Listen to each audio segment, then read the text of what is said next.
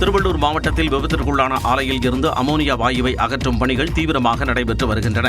பெரியபாளையம் அருகே கன்னிகைப்பேர் கிராமத்தில் உள்ள கடல் உணவு ஏற்றுமதி ஆலையில் கடந்த 21ஆம் தேதி அமோனியா கசிந்து விபத்து ஏற்பட்டது. இதில் 18 பேர் உயிரிழந்தனர். இந்நிலையில் ஆலையில் இருந்து 2 டன் அமோனியாவை டேங்கர் லாரிகள் மூலம் பாதுகாப்பாக அகற்றும் பணி நடைபெற்று வருகிறது. இதனை ஒட்டி ஆலையை சுற்றி 300 மீட்டருக்கு தடை செய்யப்பட்ட பகுதியாக அறிவிக்கப்பட்டது. இதற்கிடையே நியூஸ் 18 தமிழ்நாடு தொலைக்காட்சிக்கு பிரத்யேக பேட்டி அளித்த திருவள்ளூர் ஆட்சியர் கவிதா, அமோனியா வாயுவை முழுமையாக வெளியேற்றுவதற்கு 4 நாட்கள் வரை ஆகலாம் என்றார். அங்கே உள்ளர எக்ஸ்பர்ட் டீம் பண்ணிட்டு இருக்காங்க. வெளியே வார்ம் ஜோனில் அவங்கள ரெஸ்கியூ டீம் இருக்காங்க, NDRF ambulance and fire service. இங்கே அவுட்டர் பெரிஃபரியில் ஒரு சேஃப்டிக்காக நம்ம இருக்கோம். அடிஷ்னலாக எவாக்குவேஷன் ஏதாவது சப்போர்ட் தேவை அப்படிங்கிறதுக்காக. இப்போ இந்த ரிமூவல் ப்ராசஸ் முடிய இன்னும் ஒரு 3-4 டேஸ் ஆகிடும். அதெல்லாம் கம்ப்ளீட்டாக முடிச்சதுக்கப்புறம் டெம்பரரியாக சீல் வைப்போம். பெர்மனன்ட் க்ளோஷர்ஸ் வந்து லிட்டிகேஷன்ஸ் முடிஞ்சதுக்கப்புறம், லீகல் இதெல்லாம் முடிச்சதுக்கப்புறம் பெர்மனெண்ட்டாக வரும். இந்நிலையில் ஆலையில் இருந்து அமோனியா வாயுவை அகற்றும் பொழுது லேசான கசிவு ஏற்பட்டதாகவும் பெரிய அளவில் பாதிப்பில்லை என்றும் மாவட்ட ஆட்சியர் கவிதா குறிப்பிட்டுள்ளார். இதுவரை 1500 லிட்டர் அளவிலான அமோனியா அகற்றப்பட்டுள்ளது. முன்னாள் அமைச்சர் சி. விஜயபாஸ்கர் உள்ளிட்டோர் மீதான குட்கா முறைகேடு வழக்கை 12 வாரங்களுக்குள் விசாரித்து முடிக்க சென்னை உயர்நீதிமன்றம் உத்தரவிட்டுள்ளது. அதிமுக ஆட்சிக் காலத்தில் தமிழகத்தில் தடை செய்யப்பட்ட குட்கா பொருட்களை விற்பனை செய்ய லஞ்சம் பெற்றுக்கொண்டு அனுமதி வழங்கியது தொடர்பாக முன்னாள் அமைச்சர்கள் P. V. Ramana, C. Vijayabaskar, Chennai மாநகர முன்னாள் காவல் ஆணையர் ஜார்ஜ் உட்பட 26 பேருக்கு எதிராக சிபிஐ வழக்கு பதிவு செய்தது. இந்த வழக்கு சென்னை மாவட்ட ஆட்சியர் அலுவலக வளாகத்தில் உள்ள MP, MLA-க்கள் மீதான வழக்குகளை விசாரிக்கும் சிறப்பு நீதிமன்றத்தில் விசாரணையில் உள்ளது. இந்த வழக்கில் விசாரணை அதிகாரியிடம் வாக்குமூலம் அளிக்காதவர்கள் பலர் இந்த வழக்கில் சாட்சிகளாக சேர்க்கப்பட்டுள்ளதால் அவர்களை சிபிஐ தரப்பு சாட்சிகள் பட்டியலில் இருந்து நீக்க வேண்டும் அல்லது அனைத்து சாட்சிகளின் வாக்குமூலங்களின் நகல்களை வழங்க உத்தரவிட வேண்டும் என முன்னாள் ஆணையர் ஜார்ஜ் தரப்பில் சிறப்பு நீதிமன்றத்தில் மனு தாக்கல் செய்யப்பட்டிருந்தது. இந்த மனுவை சிறப்பு நீதிமன்றம் தள்ளுபடி செய்ததை எதிர்த்து ஜார்ஜ் தரப்பில் உயர்நீதிமன்றத்தில் மனு தாக்கல் செய்யப்பட்டிருந்தது. இந்த மனுவை விசாரித்த நீதிபதி இளந்திரையன் குட்கா முறைகேடு வழக்கில் பதிவு செய்யப்பட்ட சாட்சிகளின் வாக்குமூலங்கள் மனுதாரருக்கு ஏற்கனவே வழங்கப்பட்டு விட்டதை சுட்டிக்காட்டினார். எனவே மனுதாரர் கோரிக்கையை நிராகரித்த சிறப்பு நீதிமன்றத்தின் உத்தரவில் எந்த தவறும் இல்லை என கூறி முன்னாள் ஆணையர் ஜார்ஜின் மனுவை தள்ளுபடி செய்து உத்தரவிட்டார். அதே சமயம் குட்கா முறைகேடு வழக்கை 12 வாரங்களுக்குள் விசாரித்து முடிக்க வேண்டும் என சிறப்பு நீதிமன்றத்திற்கு நீதிபதி இளந்திரையன் உத்தரவிட்டார். திருப்பத்தூர் மாவட்டம் வாணியம்பாடி பாலாற்றில் கழிவுநீர் கலப்பதால் நிலத்தடி நீர் மாசடைந்து விவசாய கிணறுகளில் நுரை பொங்குவதாக விவசாயிகள் வேதனை தெரிவிக்கின்றனர். வாணியம்பாடி பகுதியில் இயங்கி வரும் சில தோல் தொழிற்சாலைகள் சுத்திகரிக்கப்படாத கழிவுநீரை இரவு நேரங்களிலும் மழைக்காலங்களிலும் பாலாற்றில் சட்டவிரோதமாக வெளியேற்றுவதாக குற்றச்சாட்டு எழுந்துள்ளது. வாணியம்பாடி அருகே சென்னாம்பேட்டை, ஜாஃபராபாத் பகுதிகளை இணைக்கும் பாலாற்று தடுப்பணை பகுதியில் கழிவுநீர் தேங்கி நிற்பதால் நிலத்தடி நீர் கடுமையாக மாசடைந்திருப்பதாக விவசாயிகள் வேதனை தெரிவிக்கின்றனர்.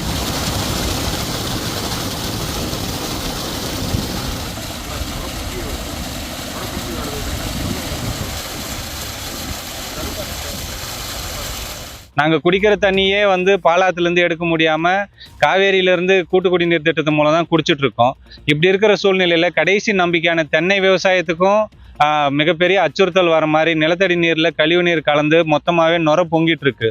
இப்பிரச்சினை குறித்து பலமுறை தமிழ்நாடு மாசு கட்டுப்பாட்டு வாரியத்திலும் மாவட்ட நிர்வாகத்திடமும் புகார் அளித்த போதிலும் நடவடிக்கை எடுக்கப்படவில்லை என விவசாயிகள் குற்றம் சாட்டுகின்றனர். வீடு புகுந்து தாக்கிய வழக்கை வாபஸ் பெற அமைச்சர் மரிய வில்சன் சார்பில் தொடர்ந்து அழுத்தம் கொடுக்கப்பட்டு வருவதாக அவரது சகோதரர் மரிய குளோத் குற்றம் சாட்டியுள்ளார். புதுச்சேரி லாஸ்பேட்டை எழில் நகரில் தமிழக நிதியமைச்சர் மரிய வில்சனின் சகோதரர் மரிய குளோத் வசித்து வந்தார். சொத்து தகராறில் கடந்த 2022ஆம் ஆண்டு ஆகஸ்ட் மாதம் 8ஆம் தேதியன்று மரிய குளோத்தின் வீடு புகுந்த அமைச்சர் மரிய வில்சன் உருட்டுக்கட்டையால் தாக்கியதாக புகார் அளிக்கப்பட்டுள்ளது. இது தொடர்பான வழக்கில் குற்றப்பத்திரிகையை பெற அமைச்சர் மரிய வில்சன் நேரில் ஆஜராக வேண்டுமென புதுச்சேரி குற்றவியல் நீதிமன்ற நீதிபதி சேரலாதன் உத்தரவிட்டிருந்தார். எனினும் அமைச்சர் மரிய வில்சன் நேற்று விசாரணைக்கு ஆஜராகவில்லை. இதனால் வரும் 10ஆம் தேதி கட்டாயமாக நீதிமன்றத்தில் ஆஜராக வேண்டுமென நீதிபதி உத்தரவிட்டார். இதனிடையே செய்தியாளர்களை சந்தித்த மரிய குளோத் இந்த வழக்கை வாபஸ் பெற அமைச்சர் மரிய வில்சனின் ஆதரவாளர்கள் பல வழிகளில் அழுத்தம் கொடுத்து வருவதாக கூறினார். 2022 எங்கள் எம்எல்ஏ மனைவி மேலேயும் அவர் இந்த தாக்குதல் நடந்ததுக்கப்புறம் இந்த கேஸை வித்ட்ரா பண்ணணும்னு சொல்லிட்டு நிறைய எங்கள் மேலே ப்ரெஷர் நிறைய போட்டிருக்காரு. ப்ரெஷர் இன் த சென்ஸ் எங்கள் மேலே நிறைய வழக்குகள் என் மேலேயும் மனைவி மேலேயும் போட்டு எல்லாத்தையும் எதிர்கொண்டு தான் வரேன். நீதித்துறை மேலே எனக்கு என்றைக்குமே நம்பிக்கை இருக்குது. இந்த சம்பவத்திற்கு பிறகு தானும் தனது மனைவியும் தலைமறைவாக வாழ வேண்டிய நிலை ஏற்பட்டுள்ளதாகவும் தெரிவித்தார். நெல்லையில் தந்தை மகன் படுகொலை செய்யப்பட்ட வழக்கில் 3 பேரை காவல்துறையினர் கைது செய்தனர். வீரவநல்லூரை அடுத்த மூலச்சி கிராமத்தைச் சேர்ந்த காளிமுத்து கடந்த வியாழனன்று தனது 2 மகன்களுடன் இருசக்கர வாகனத்தில் சென்று கொண்டிருந்த போது பின்னால் வந்த கார் அவர்களது வாகனத்தின் மீது வேகமாக மோதியது. இதில் காளிமுத்துவின் இளைய மகன் ஜெயராஜ் சம்பவ இடத்திலேயே உயிரிழந்த நிலையில் மற்றொரு மகன் சின்னதுரைக்கு எலும்பு முறிவு ஏற்பட்டது. தொடர்ந்து காரிலிருந்து இறங்கிய கும்பல் காளிமுத்துவை ஓட விரட்டி அரிவாளால் தலையை தனியாக வெட்டி 5 கிலோமீட்டர் தொலைவில் உள்ள கரம்பை நெடுஞ்சாலையில் வைத்துவிட்டு தப்பியது. கொலையாளிகளை பிடிக்க 2 டிஎஸ்பிக்கள் 4 காவல் ஆய்வாளர்கள் தலைமையில் 6 தனிப்படைகள் அமைக்கப்பட்டு விசாரணை முடுக்கிவிடப்பட்டது. தந்தை மகன் கொலை வழக்கில் தொடர்புடைய மூலச்சி கிராமத்தைச் சேர்ந்த மகேஷ், கொக்கிக்குமார் மற்றும் அம்பாசமுத்திரம் அருகே உள்ள ஊர்காடு பகுதியைச் சேர்ந்த முத்துச்செல்வன் ஆகியோரை காவல்துறையினர் கைது செய்தனர். மேலும் வழக்கில் தொடர்புடைய மற்ற குற்றவாளிகளை அடையாளம் கண்டு கைது செய்யும் பணியில் காவல்துறையினர் தீவிரமாக ஈடுபட்டுள்ளனர். தமிழ்நாட்டின் அரசியல் களத்தை பரபரப்பாக்கிய செய்திகளை அரசியல் செய்திகள் பகுதியில் பார்க்கலாம். திமுக எம்எல்ஏக்களிடம் தாவேக குதிரை பேரம் நடத்துவதாக RS பாரதி குற்றம் சாட்டியுள்ளார். சென்னை கிண்டியில் உள்ள மக்கள் மாளிகையில் ஆளுநர் அர்லேக்கரை திமுக அமைப்பு செயலாளர் RS பாரதி, சட்டத்துறை இணைச் செயலாளர் பரந்தாமன் உள்ளிட்டோர் சந்தித்து பேசினர். அப்போது தாவேக மீது பல்வேறு குற்றச்சாட்டுகளை முன்வைத்து அவர்கள் ஆளுநரிடம் புகார் மனு அளித்தனர். தொடர்ந்து ஊடகங்களிடம் பேசிய RS பாரதி திமுக எம்எல்ஏக்களிடம் குதிரை பேரம் நடத்தப்பட்டதாக குற்றம் சாட்டினார். சீனிவாசன் வேப்பநல்லி தொகுதி நீயும் திமுக இங்கே வந்து சேர்ந்துட்டுனா திமுகவே ஒன்றுமே இல்லைன்னு ஆக்கிடலாம். 50 கோடி ரூபாய் தரோம், உனக்கு நீ என்ன வாரியம் கேட்குறியோ எதை கூட கேட்குறியோ நாங்கள் தருவோம்னு ஆஃபர் பண்ணியிருக்கார். அதையும் கம்ப்ளைண்ட்டில் யார் பேசுனாங்கன்றதெல்லாம் கொடுத்துருக்குறோம். ஆள் பிடிப்பதற்காகவே இன்றைக்கு இந்த ஆட்சி நடந்து கொண்டிருக்கிறது ஒழிய ஆக்கப்பூர்வமான பணிகள் எதுவும் நடைபெறவில்லை. ஆஸ்டின் அவர்கள் நாகர்கோவிலில் வெற்றி பெற்றார். அவரை இன்ஃப்ளூயன்ஸ் பண்ணி இவ்வளோ அனுபவம் உள்ளவங்களுக்கு எந்த மந்திரி போர்ட்போலியோ கேட்குறீங்களோ அதை கொடுப்பதற்கு நாங்கள் தயாராக இருக்கிறோம். ஆஃபர் பண்ணாங்களா இல்லையா என்பதை யோக்கியமாக நாணயமாக அவர்கள் இதை மறுக்க வேண்டும். தொடர்ந்து பேசிய அவர் அரசுக்கு தொடர்பில்லாதவர்கள் அமைச்சரவை கூட்டத்தில் பங்கேற்றதாக கூறினார். ஜான் ஆரோக்கியசாமி, விஷ்ணு ரெட்டி ஆகிய 2 பேர் முதலமைச்சர் முன்னிலையிலே அதிகாரிகளுக்கு உத்தரவு போடுகிற ஒரு கேவலமான நிலைமை தமிழ்நாட்டிலே ஏற்பட்டிருக்கிறது. புகார்கள் மீது ஆளுநர் நடவடிக்கை எடுப்பார் என்ற நம்பிக்கை இருப்பதாகவும் RS பாரதி தெரிவித்தார். குதிரை பேரம் நடைபெறாமல் ஆளுநர் தான் காப்பாற்ற வேண்டும் என்று அதிமுக நாடாளுமன்ற உறுப்பினர் இன்பதுரை தெரிவித்துள்ளார். சென்னை கிண்டியில் உள்ள மக்கள் மாளிகையில் ஆளுநர் RV அர்லேக்கரை அதிமுக கொறடா அக்ரி கிருஷ்ணமூர்த்தி, நாடாளுமன்ற உறுப்பினர் இன்பதுரை உள்ளிட்டோர் சந்தித்தனர். அப்போது தாவேக தங்களது எம்எல்ஏக்களை குதிரை பேரம் மூலம் விலைக்கு வாங்குவதாக குற்றம் சாட்டி புகார் மனு அளித்தனர். பின்னர் ஊடகங்களிடம் பேசிய இன்பதுரை, தகுதி நீக்க மனுக்கள் நிலுவையில் இருக்கும் போதே அதிமுக எம்எல்ஏக்களின் ராஜினாமாவை சபாநாயகர் ஏற்பது சட்டவிரோதம் என்றார். கட்சித்தாவல் நடவடிக்கை எடுக்கணும். நாங்க ஒரு மனுவை கொடுத்திருந்தோம். அந்த மனு நிலுவையில் இருக்கும் போதே 4 பேர் ஓடி போய் ரிசைன் பண்றவங்க அதே வேகத்தில் ஓடி போய் மாறியில் இருக்கிற போய் ஆதவ அர்ஜுனை சந்திச்சு கட்சியில இணைகிறாங்க. இதனால இது குதிரை பேரம். அவ்வாறு மன்னிப்பு பெற்ற இருவர் ஒரு 15 நாள் 20 நாள் கழிச்சு மீண்டும் கட்சி தாவுனா அப்ப கட்சி தாவல் தடை சட்டம்னு ஒண்ணு இருக்குல்ல, 10th ஷெட்யூல், அதோட நோக்கம் என்ன? இதெல்லாம் யார் காப்பாற்றணும்னா கவர்னர் தான் காப்பாற்றணும். தொடர்ந்து பேசியவர் அரசுக்கு தொடர்பில்லாதவர்கள் அமைச்சரவை கூட்டத்தில் பங்கேற்றதாக குற்றம் சாட்டினார். கேபினெட் மீட்டிங்ல ஒரு 2 பேர் கலந்துகிட்டதா ஒரு கம்ப்ளைண்ட். எனவே அதையும் விசாரிக்கணும். அந்த சிசிடிவி ஃபுட்டேஜ் எல்லாம் வாங்கி பார்க்கணும். அப்ப அதுல இல்லாத 2 பேர் கலந்து கொண்டா அது அபிஷியல் சீக்ரெசி ஆக்டுக்கு எதிரானது. தாவேக அரசு மீது எதிர்க்கட்சிகள் அடுத்தடுத்து புகார் அளித்திருப்பது சலசலப்பை ஏற்படுத்தியுள்ளது. அமைச்சர் விஸ்வநாதன் மீது போக்சோ சட்டத்தின் கீழ் நடவடிக்கை எடுக்க வேண்டும் என ஆளுநரிடம் பாஜக மாநில தலைவர் நயினார் நாகேந்திரன் புகார் மனு அளித்துள்ளார். மக்கள் மாளிகையில் ஆளுநர் RV அர்லேகரை பாஜக மாநில தலைவர் நயினார் நாகேந்திரன் திடீரென சந்தித்து பேசினார். அப்போது பல்வேறு கோரிக்கைகள் அடங்கிய புகார் மனுவை ஆளுநரிடம் நயினார் நாகேந்திரன் வழங்கினார். பின்னர் ஊடகங்களிடம் பேசிய நயினார் நாகேந்திரன் தனது கோரிக்கைகள் குறித்து விவரித்தார். உயர்கல்வித்துறை அமைச்சர் விஸ்வநாதன் அவர்கள் குழந்தைகளுடன் நடந்து கொண்ட விதத்தை பற்றியும் நடந்து முடிந்த கேபினெட் அமைச்சர்கள் இல்லாமல் 2 தனிநபர்கள் ஜான் ஆரோக்கியசாமி, விஷ்ணு ரெட்டியும் அந்த கேபினட் கூட்டத்தில் கலந்துருக்காங்க. இது குறித்து நடவடிக்கை எடுக்க வேண்டும் என்று ஆளுநர்களிடம் நாங்கள் மனு கொடுத்திருக்கிறோம். தொடர்ந்து பேசிய அவர் மத்திய அரசின் திட்டங்களை ஆய்வு செய்ய ஆளுநருக்கு அதிகாரம் இருப்பதாக கூறினார். இந்திய அரசியல் சட்டம் 167 படி ஆளுநர் மத்திய அரசுடைய திட்டங்களை ஆய்வு செய்யவும், அவர் எங்கெல்லாம் போகிறாரோ அந்த இடங்களில் அரசுடைய ஆய்வு செய்வதற்கு அவர்களுக்கு முழு அதிகாரம் இருக்கிறது. இதையெல்லாம் அரசியலாக்கக்கூடாது. நயினார் நாகேந்திரன் அளித்த மனுவின் விவரங்களை எக்ஸ் பக்கத்தில் வெளியிட்டுள்ள மக்கள் மாளிகை, புகார் மீது உரிய நடவடிக்கை எடுக்குமாறும் முதலமைச்சர் விஜய்க்கு தேவையான அறிவுறுத்தல்கள் வழங்குமாறும் கோரிக்கை விடுக்கப்பட்டுள்ளதாக குறிப்பிட்டுள்ளது. ஆளுநர் மூலம் எதிர்க்கட்சிகள் தாவேகா அரசுக்கு நெருக்கடியை உருவாக்க முயல்வதாக அமைச்சர் நிர்மல்குமார் தெரிவித்துள்ளார். தாவேகா அரசின் செயல்பாடுகளுக்கு எதிராக திமுக, அதிமுக, பாஜக ஆகிய கட்சிகள் ஆளுநரை சந்தித்து புகார் அளித்துள்ளன.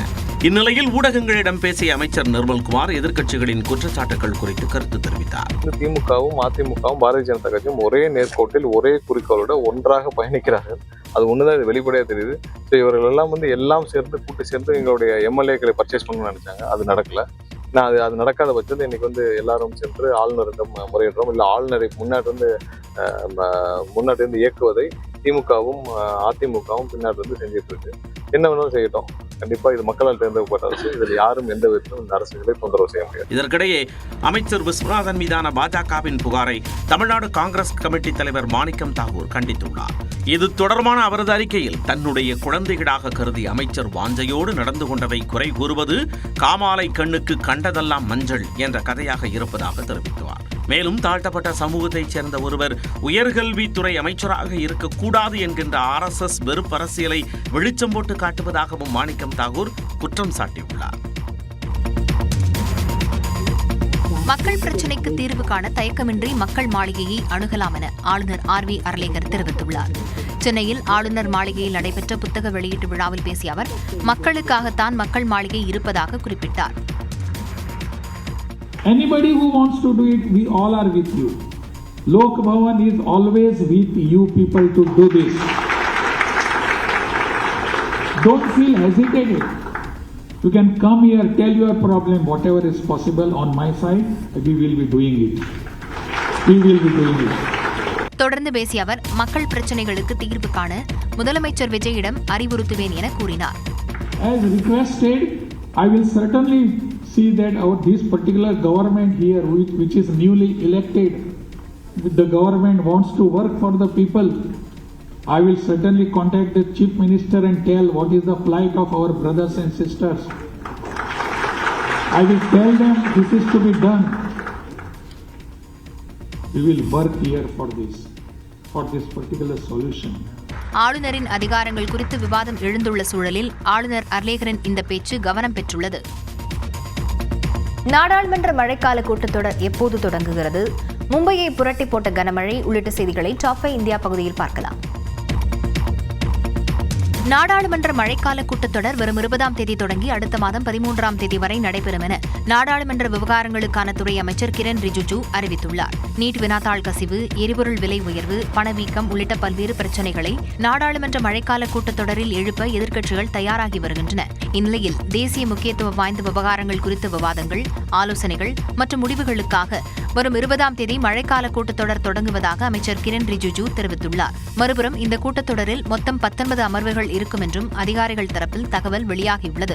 அதன்படி மகளிர் இடஒதுக்கீடு மற்றும் தொகுதி வரையறை தொடர்பான 131வது அரசியலமைப்பு திருத்த மசோதாவை மீண்டும் அறிமுகப்படுத்த வாய்ப்புள்ளதாக கூறப்படுகிறது. பிரதமர், முதலமைச்சர்கள் அல்லது அமைச்சர்கள் 30 நாட்களுக்கு மேல் சிறையில் இருந்தால் அவர்கள் தங்கள் பதவியை இழக்க நேரிடும் என்ற புதிய மசோதா கொண்டுவர வாய்ப்புள்ளதாகவும், ஒரே நாடு ஒரே தேர்தல் மசோதா, உச்சநீதிமன்ற நீதிபதிகளின் எண்ணிக்கையை உயர்த்துதல் மற்றும் கார்ப்பரேட் சட்ட சீர்திருத்தங்கள் போன்ற பிற முக்கிய மசோதாக்களும் தாக்கல் செய்யப்படலாம் என்றும் கூறப்படுகிறது.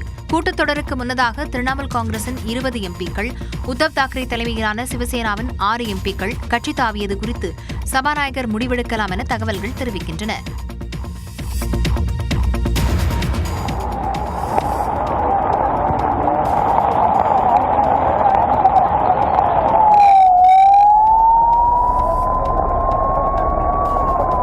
மும்பையில் கனமழையை தொடர்ந்து கடும் வெள்ளப்பெருக்கு ஏற்பட்டதால் மக்கள் பரிதவிப்புக்கு ஆளான காட்சிகளே இவை.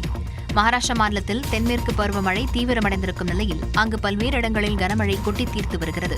குறிப்பாக மும்பை, தானே, பால்கர் மாவட்டங்களில் சனிக்கிழமை காலை முதல் பலத்த மழை பெய்தது. தொடர் மழையால் சாலைகள், குடியிருப்பு பகுதிகளில் ஆறு போல் வெள்ளம் பெருக்கெடுத்து ஓடியதால் காணும் இடமெல்லாம் வெள்ளக்காடாக காட்சியளித்தது. அந்தேரி சுரங்கப்பாதை முழுவதும் மழைநீர் சூழ்ந்து போக்குவரத்து பாதிக்கப்பட்டது. இருசக்கர வாகனங்கள், கார்கள் உள்ளிட்ட ஏராளமான வாகனங்கள் வெள்ளத்தில் அடித்துச் செல்லப்பட்டன. அதே நேரத்தில் பொதுமக்கள் உற்சாகமாக வெள்ள நீரில் நீந்தி மகிழ்ந்தனர். மும்பையின் புறநகர் பகுதியான பாண்டுப் நகரில் சாலையின் ஒரு பகுதி திடீரென சரிந்து விழுந்தது.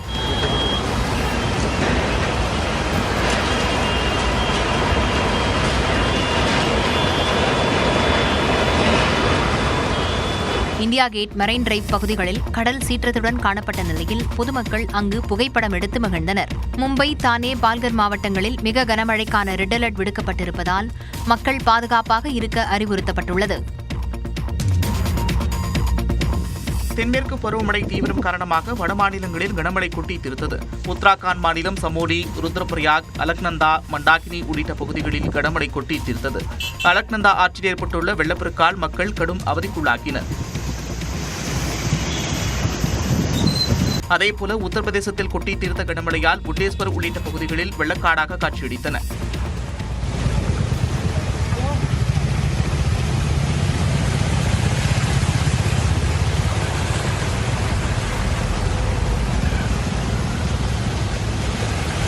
குஜராத்தின் ஜுனாகத், மிந்தார்த்தா உள்ளிட்ட பகுதிகளில் கனமழை வெளுத்து வாங்கியது. கனமழையால் மக்களின் இயல்பு வாழ்க்கை பாதிக்கப்பட்டுள்ளது. கனமழையில் சிக்கியவர்களை மீட்புப் படையினர் போராடி மீட்டனர்.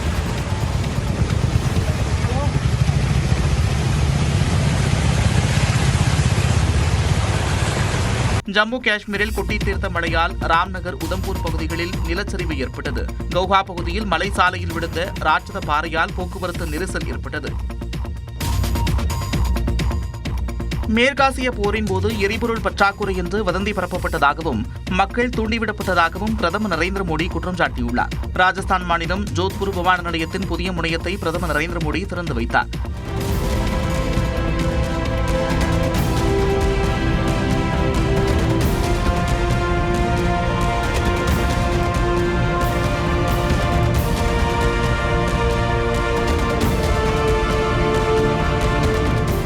தொடர்ந்து பலோத்ரா நகரில் நாட்டின் முதல் பசுமை ஒருங்கிணைந்த எண்ணெய் சுத்திகரிப்பு மற்றும் பெட்ரோகெமிக்கல் வளாகத்தை நாட்டிற்கு அர்ப்பணித்தார். அப்போது பேசிய பிரதமர் நரேந்திர மோடி, எரிசக்தி நெருக்கடியின் போது தொழிற்சாலை பயன்பாட்டிற்கு உற்பத்தி செய்யப்பட்டு வந்த எரிவாயுவுக்கு பதிலாக சமையல் எரிவாயு உற்பத்தி செய்யும்படி சுத்திகரிப்பு ஆலைகளுக்கு உத்தரவிட்டதாக கூறினார். அத்துடன் இந்தியா தனது ராஜதந்திர சக்தியை பயன்படுத்தியதால் நெருக்கடியிலிருந்து மீள முடிந்ததாகவும் கூறினார். लोगों को डराया गया, भड़काया गया, राजनीति के खेल खेले गए, लेकिन जिनके इरादे गलत थे वो सफल नहीं हो पाए. 21ஆம் நூற்றாண்டின் புதிய இந்தியாவின் மன உறுதியும் முயற்சிகளும் நூற்றாண்டின் மிகப்பெரிய எரிசக்தி நெருக்கடியை வென்றிருப்பதாக பிரதமர் நரேந்திர மோடி தெரிவித்தார்.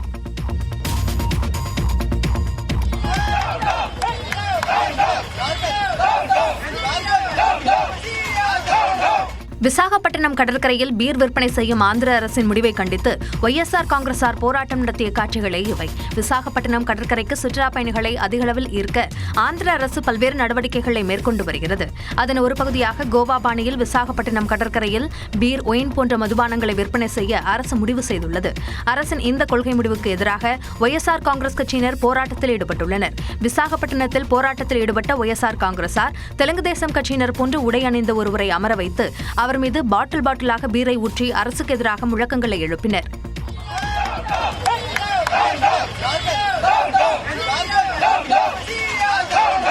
முதலமைச்சர் சந்திரபாபு நாயுடு பதவி விலக வேண்டும் என்றும் ஒய்எஸ்ஆர் காங்கிரசார் வலியுறுத்தியுள்ளனர்.